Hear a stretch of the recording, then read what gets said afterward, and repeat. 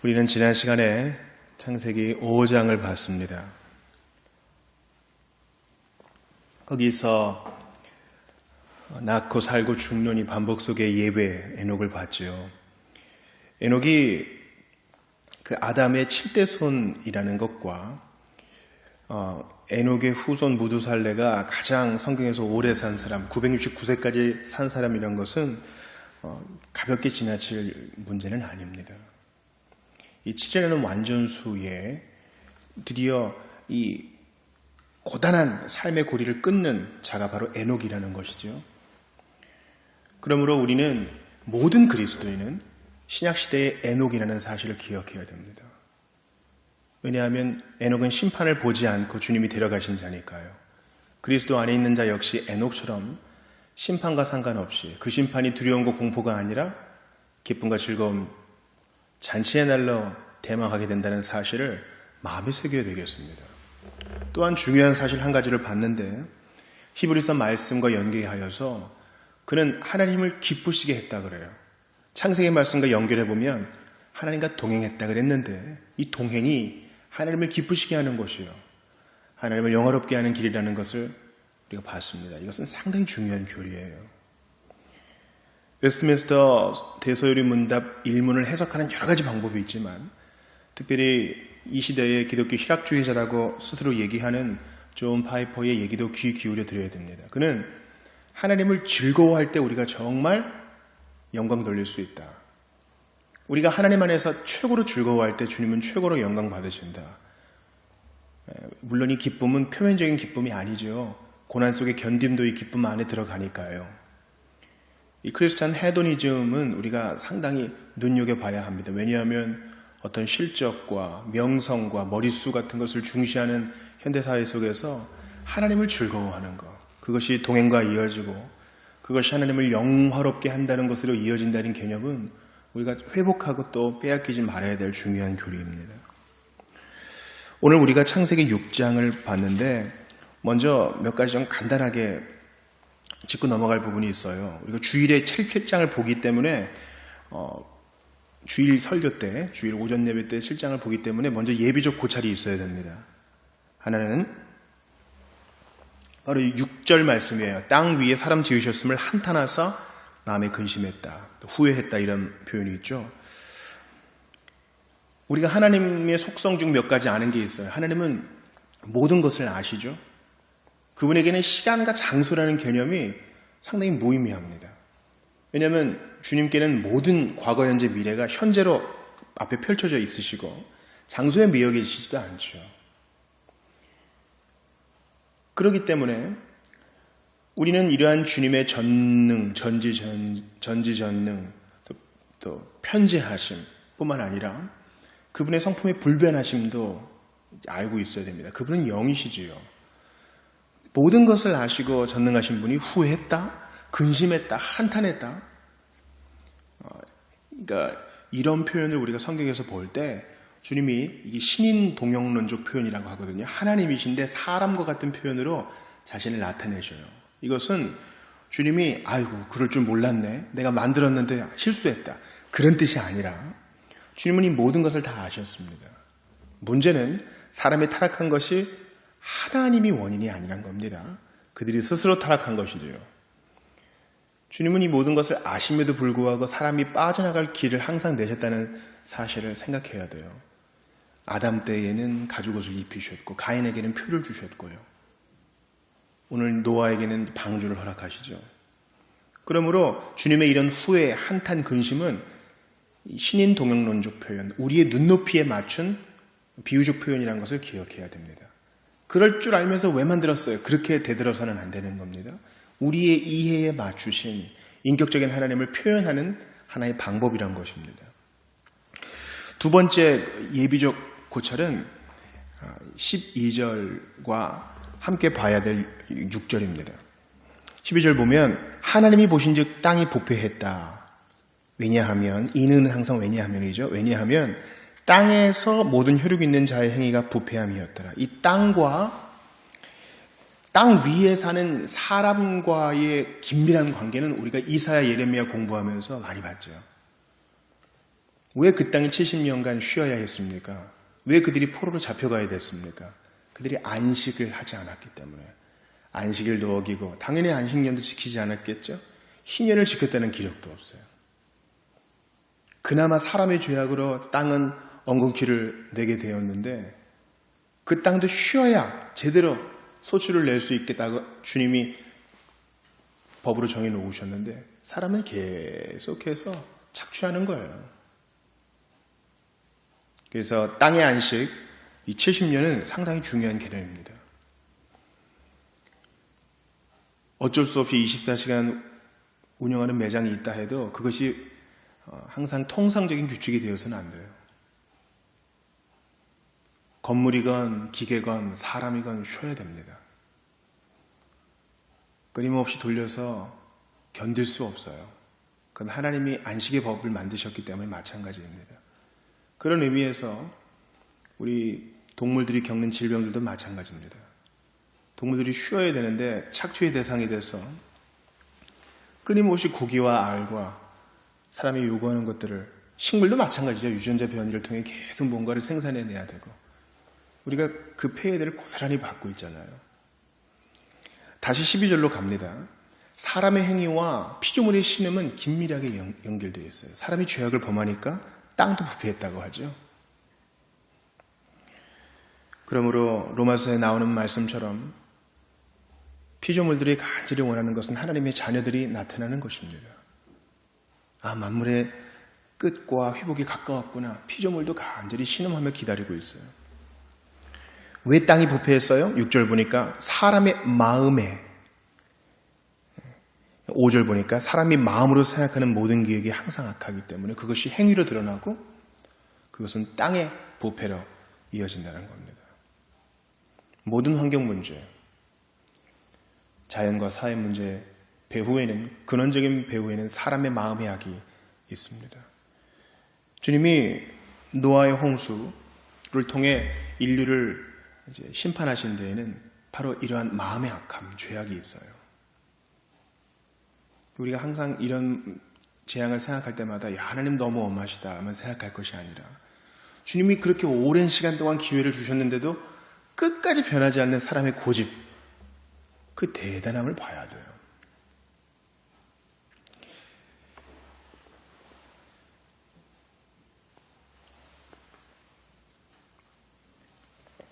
마지막으로 예비적 고찰 중에 세 번째는 주님이 노아를 예비하셨다는 겁니다. 이 8명에게는 하나님이 은혜를 주셔서 남은 자의 은혜를 주셨죠. 본문을 아무리 살펴봐도 노아와 그 가족들이 뭔가 성품이 좋았다거나 선한 일을 많이 했다거나 이런 암시가 없어요. 주님이 그에게 은혜를 주신 것입니다. 그리고 마치 성막을 지을 때처럼 어떻게 해야 되는지 구체적으로 알려주셔요. 오늘날 그 항공 모양의 비율과 같다 그러죠. 여기서 이 방주라는 말은 출애굽기 2장에 나오는 그 아기 모세를 담았던 그 상자를 의미합니다. 궤죠, 궤.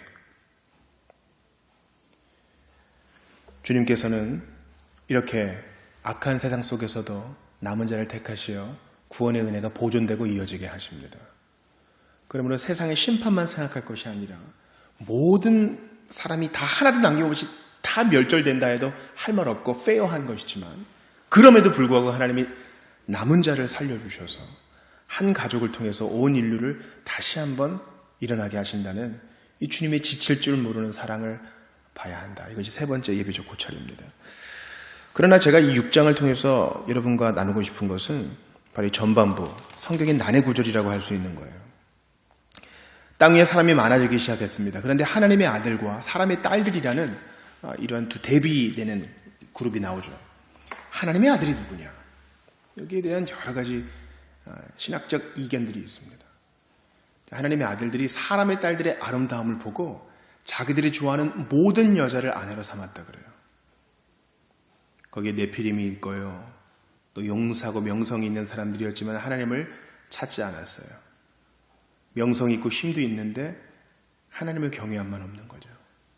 그러니까 이 노아, 홍수, 이 심판의 배후에는 하나님의 아들과 사람의 딸들의 이 자폰, 그리고 이른바 하나님의 아들과 사람의 딸들의 후손이 힘도 있고 명성도 있는데 하나님의 경외함을 잃어버림이 있는 거예요. 그러니까 약이 번창하고 마음속에 하나님 경외함이 없고 하나님을 누림이 없고 즐거움이 없으니까 악으로 가득한 마음을 채우는 거죠. 전통적으로 이 하나님의 아들들을 구약에서는 몇몇 구절에서 욥기에도 그렇고 천사들로 해석하곤 했습니다. 그런데 신약에서는 예수님께서 천사들은 결혼하지 않는다 그랬거든요. 장가가고 싶게 하는 일이 없다 그랬어요. 사람이 장가가고 싶은 거죠. 그래서 보통은 이 하나님의 아들들을 셈족, 셋의 후손들이라고 많이 봅니다. 우리가 그 창세기 4장 후반부에 아담이 가인과 아벨을 일컬어 하나님이 다시 후손을 주셨으니 바로 셋을 주셨고 셋의 아들은 에노스이며 그때부터 이제 하나님의 아들을 불렀다는 이 하나님 백성들이 나오죠. 그런데 이 구별된 백성들이 가인의 백성들, 즉 하나님을 알지 못하는 자들과 자폰을 하기 시작하는 거예요. 여러분 에스라 느헤미야도 보세요. 그 결론이 어떻게 됩니까? 이방인들과 이방인의 딸들을 며느리로 삼고 아내로 삼고 이러면서 하나님 앞에 득죄한 것을 해결하는 것으로 마무리가 되잖아요. 결혼은요, 장래보다 교회가 더 신경 써야 할 부분입니다. 우리 작년에도 장례가 2건이 있었는데 교회의 장례는 신자의 장례는 교회의 일이 아니라 가정의 결정에 맡겨야 된다는 것이 개혁교회의 중요한 원칙입니다. 남은 사람이 중요하죠. 따라서 교회가 더 신경 쓸 부분은 결혼입니다.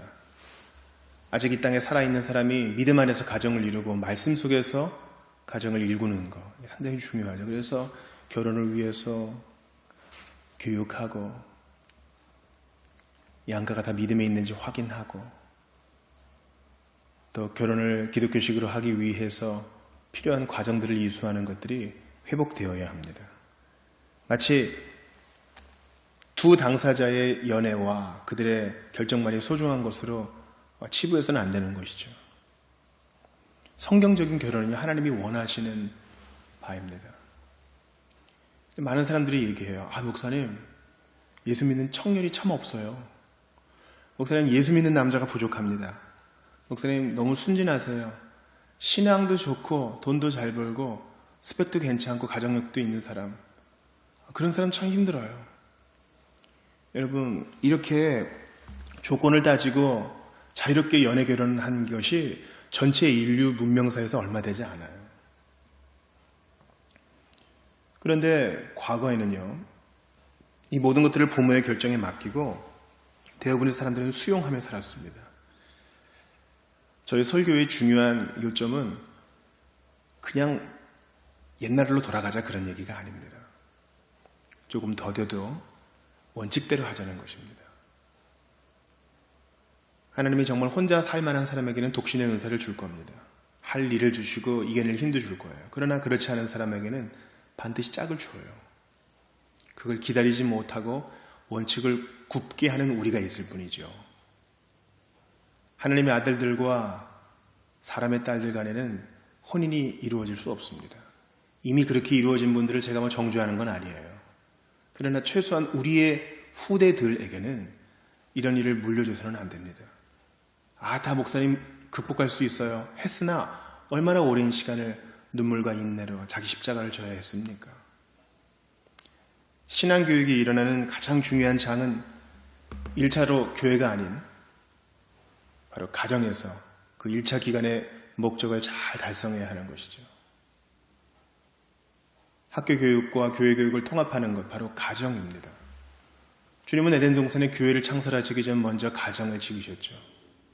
그러므로 오늘 창세기 6장에 2절을 보세요. 하나님의 아들들이 사람의 딸들의 아름다움을 보고 좋아하는 모든 여자를 아내로 삼으리라. 이 안목의 정욕에 빠진 거예요. 이런 가정이 화목할 수 있겠어요? 이런 결혼이 안정될 수 있겠어요? 사랑하는 그리스도인 형제들이요, 어릴 때부터 기도하십시오. 현숙한 여인을 아내로 맡게 해달라고 어릴 때부터 기도하세요. 그리스도인 자매들이요, 언제부턴가 스펙을 적어가면서 키는 얼마고 연봉은 얼마고 이런 남자 기도 제목으로 삼은 적이 있습니까? 그럼 헛된 거 다 버리십시오. 결혼을 해서 외로움을 이겨내보겠다? 거짓말입니다. 사람은 기본적으로 고독한 존재이기 때문에 결혼을 해서 영적 문제가 180도 바뀌는 일은 거의 없어요. 우리는 하나님께서 한 몸을 이루라 하셨기 때문에 이루는 것이지 내 욕심 이루려고 결혼하는 것이 아닙니다. 그러므로 바른 성경적 결혼을 위해서 교회가 이제라도 뜻을 모으고 힘을 합해야 되는 것이에요. 여기에 대해서 할 얘기가 너무나 많습니다. 장래를 위해서는 여러분 돈 많이 쓰죠. 결혼을 위해서도 돈 많이 씁니다. 그런데 그것을 위해서, 이 귀중한 결혼을 위해서 공부하고 애를 쓰고 지원해 주는데 너무나 인색해요. 그렇지 않아요? 교회 건물을 올리고 여러 사업을 하는데 돈을 많이 쓰지만 청년을 세우는데 우리가 너무 인색하지 않았어요? 예비 부부를 세우는데 말이죠. 여러분, 직장인들 취업하기 위해서 학원에 돈 얼마나 많이 써요? 자기 개발 위해서 책에 돈 얼마나 많이 씁니까? 견문을 넓히기 위해서 여행에 돈 얼마나 많이 써요? 그러나 우리는 귀중한 건 알잖아요. 바른 가정이 희망이다. 이를 위해서 교회가 기도도 하고 돈도 쓰고 관심도 기울여야 돼요. 지금 우리 요리문답 배우는 어린이들도 이제 금방 큽니다. 이제 10년 안쪽이에요. 그들이 믿음의 가정을 꾸리는 것, 우리 손에 달려있는 것 마냥 최선을 다해야 하는 것입니다. 야고보서 3장 17절에는 중요한 구절이 있어요. 오직 위로부터 난 지혜는 첫째 성결하고 다음에 화평이라고 그랬어요. 첫째가 화평이 아니라 첫째가 성결입니다. 거룩이죠. 그 다음에 화평이에요. 진리와 비진리가 화평할 수 없어요. 진리와 비진리는 거룩이라는 면에서 서로 어울릴 수 없습니다. 그러므로 야고보서 3장 17절의 순서를 바꾸지 마세요. 오직 위로부터 난 지혜는, 하나님이 우리에게 원하시는 지혜는 첫째가 거룩과 성결이에요. 두 번째가 화평이에요. 교회 문제는 중요한 거 아닙니다. 우리가 서로 사랑한다는 게 중요하죠. 이런 얘기하면서 거룩의 문제를, 구별된 문제를 뒤로 던져버리면 반드시 쓴물을 들이키게 될 것입니다. 사랑하는 여러분, 우리 예수님이 말씀하셨죠. 하나님과 벨리알이 어찌 좋아할 수 있느냐? 선과하기 어찌 공존할 수 있느냐? 한 사람이 어떻게 두 주인을 섬길 수 있느냐? 주님 말씀하셨죠. 어느 편에 서시겠습니까? 너무 느려 보인다고요? 하나님의 느림이 여러분의 전력 질주보다 빨라요. 하나님의 우매함이 여러분의 잔머리보다 100배 수배 낫습니다. 그러므로 기도하고 진중하게 기다리세요. 인내하며 성숙의 단물을 마시세요. 너희에게 성령을 주시지 않겠느냐? 기도하고 왜 의심하느냐? 새해입니다. 믿음의 가정, 우리의 믿음을 주님께 보여드릴 기회예요. 이 모든 것 없어도 주님 한 분만으로 만족합니다. 이 고백 속에 주님이 마침내 우리가 필요로 했던 것 이상을 주실 겁니다. 우리 주님은 교회의 신랑으로서 오늘도 오매불망 교회만 생각하세요. 마찬가지로 교회는 주님의 신부로서 오매불망 주님만 바라야 할 것입니다. 이러한 우선순위가 회복될 때 이 모든 것, 결혼과 건강과 바른 재정의 사용과 자녀 양육도 다 따라오게 될 것이에요. 위로부터 난 지혜가 첫 번째가 화평이 아닌 거룩과 성결이라는 것을 기억하면서 믿음대로, 진리대로, 배운 대로, 서 있는 대로 우리 믿음의 반석 위에서 바르게 행하시는 여러분들 다 되시기를 바랍니다. 기도합시다. 하나님 아버지, 세상에 모두 악에 빠져서 모두 진멸하셔도 저희는 할 말 없습니다. 그러나 사랑하셔서 피할 길을 여시고 사랑하셔서 은혜를 주시고 사랑하셔서 기회를 주시니 감사합니다. 오늘 하나님의 아들과 사람의 딸들 사이의 혼인, 이 처참한 현실을 보며 우리 자신을 돌아봅니다. 그 고대에도 이런 일들이 있었고 지금도 그러합니다. 주님, 교회가, 우리가, 나부터 바른 성도의 혼인이라는 시급한 과제를 회복하게 도와주시고 간절히 기도합니다. 주여, 우리 자녀들 바른 믿음의 가정 회복할 수 있도록 은혜를 내려 주시옵소서. 주께서 복된 주일 허락하시기를 바라고 나올 때에 자격 없는 것은 예수님 이름으로 기도하옵나이다. 아멘.